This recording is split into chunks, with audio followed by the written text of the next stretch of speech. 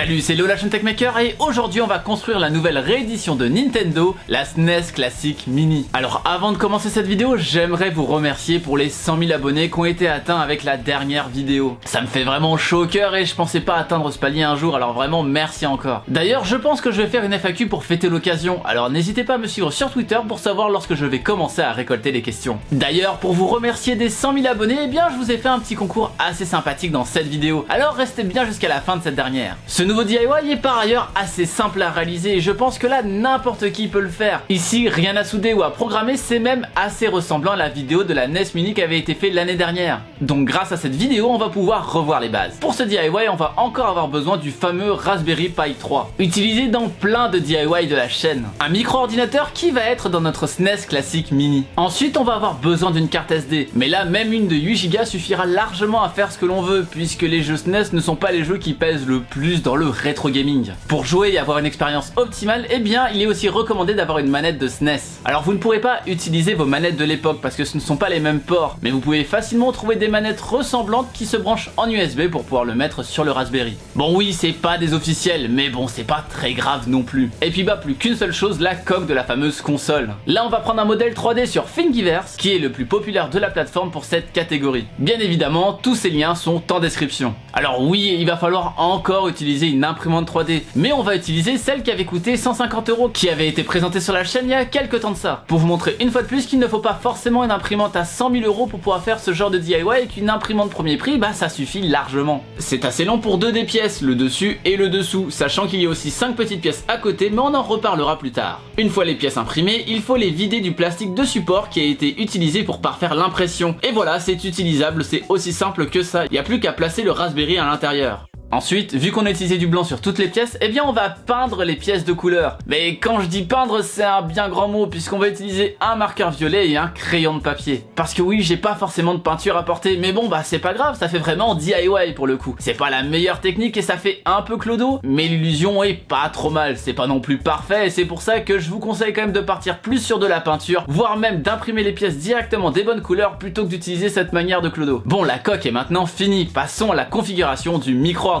Et là bah rien de plus simple, tout ce qu'on fait c'est installer Recalbox et tout va se configurer automatiquement. Pour l'installer c'est tout simple, il faut que la carte SD soit vierge et on copie-colle tout ce qui est contenu dans Recalbox à l'intérieur de la carte SD. Et voilà, rien de plus. D'ailleurs, petit ajout que vous pouvez faire, rajouter des dissipateurs thermiques sur le Raspberry. Là encore une fois j'en avais pas sous la main. Ouais, c'est un peu la crise pour ce tuto, je vais pas vous mentir. Mais vous pouvez en rajouter deux pour mieux dissiper la chaleur du Raspberry et donc aider au refroidissement de ce dernier. Tout d'abord, après avoir branché la manette, on va configurer les boutons un par un de cette dernière parce qu'elle est reconnue mais pour le moment elle n'est pas mappée. Alors c'est assez simple, il suffit juste d'appuyer sur les boutons les uns après les autres dans l'ordre qu'ils sont demandés, que ce soit haut, bas, gauche, droite, B, A, X, Y, etc. etc. Ensuite, pour rajouter les jeux, il va falloir se rendre dans les options réseau pour pouvoir rajouter son propre réseau Wi-Fi. Alors oui, pour cette partie, il va falloir brancher temporairement un clavier pour rajouter le code Wi-Fi et le nom Wi-Fi. Parce que faire ça à la manette, bah ça risque d'être assez compliqué malheureusement. Normalement, si tout a été bien rentré correctement,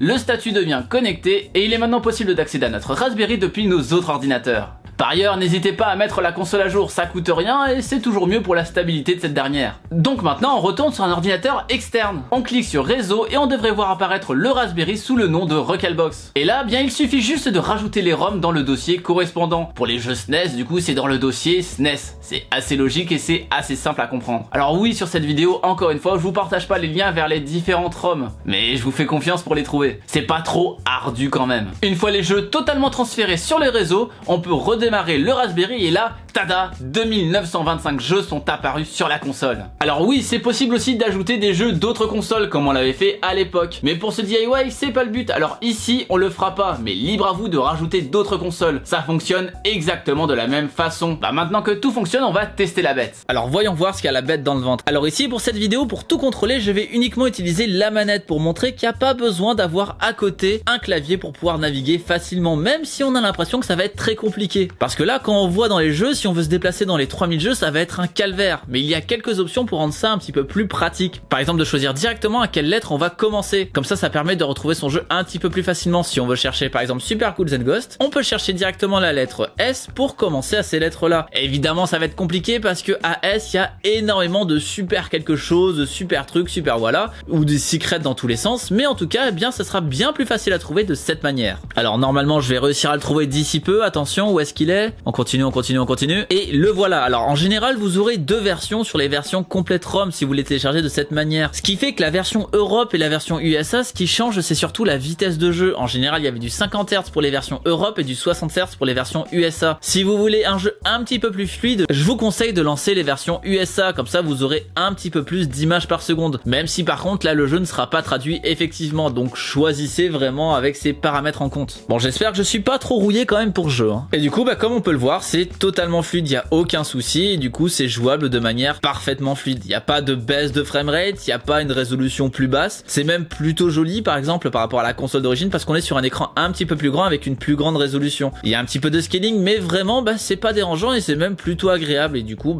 voilà, on peut faire totalement nos parties là-dessus. Et c'est extrêmement cool. Bon, je vais pas vous faire tout le niveau parce que je pense que je vais mourir avant la fin. Donc on va essayer un autre jeu avant de se prendre un premier coup. Surtout que lui, il va me toucher. Non! C'est bon. Pour quitter le jeu, il n'y a rien de plus simple. Il suffit d'appuyer sur Select, Start et le bouton Hotkey qui a été assigné auparavant pour retourner sur le menu des jeux. Maintenant qu'on est de retour sur le menu des jeux, on va lancer le fameux Super Mario All-Star. Alors il va falloir le retrouver, donc c'est un petit peu en dessous si tout va bien. Super Mario All-Star Europe et USA, donc on va encore lancer la version USA. On va choisir Super Mario Bros 3 et on est parti pour faire notre partie. Le premier niveau et on va voir qu'il y a aussi zéro souci de framerate. Donc voilà, pour rejouer à ces jeux comme à l'époque avec une manette qui est certes pas une manette officielle mais qui copie quand même pas mal la manette d'origine, c'est quand même super agréable. Et du coup il n'y a pas besoin d'avoir plus au final parce que c'est déjà très cool comme ça en fait. Et je me suis fait toucher, donc voilà pour ce petit gameplay avec cette console. Je vais pas vous montrer tous les jeux parce qu'il y en a beaucoup trop, mais en tout cas vous avez une petite démonstration de à quoi ça ressemble manette en main et à quel point c'est très facile d'utilisation. Et voilà pour comment construire une SNES classique mini, mais ne partez pas tout de suite. Déjà, si vous voulez le lien vers le Raspberry Pi, la manette ou bien même l'imprimante 3D qui est utilisée dans cette vidéo, tous les liens se trouvent bien évidemment en description. Mais en tout cas, j'espère avoir été assez clair pour vous donner l'envie de faire la vôtre. Mais sinon, je vous fais gagner celle de la vidéo, comme je l'avais fait pour le DIY de la Game Boy il y a quelques semaines. Pour participer au concours, il n'y a rien de plus simple, il suffit de me suivre sur Twitter, Facebook ou Instagram et de suivre les instructions sur les publications de chaque réseau. Les liens se trouvent encore une fois en description et si vous participez sur les 3 réseaux, ça vous fait 3 fois plus de chances de gagner. Alors n'hésitez pas, en plus c'est totalement gratuit. Mais au fait, vous aimeriez bien voir quoi comme prochain DIY? Dites-moi tout ça dans les commentaires. Si la vidéo vous a plu, n'oubliez pas le pouce bleu de l'amour qui m'aide énormément, à me suivre sur les différents réseaux sociaux qui se trouvent dans la description et bien sûr le plus important, à partager la vidéo pour donner l'envie de construire sa propre console plutôt que de l'acheter dans le magasin toute faite. Et bien sûr, si ce n'est pas déjà fait, à vous abonner à la chaîne en cliquant sur le bouton qui vient d'apparaître juste là. Encore merci pour les 100 000 abonnés, c'était Léo de la chaîne Techmaker et surtout, n'arrêtez jamais d'apprendre. Salut!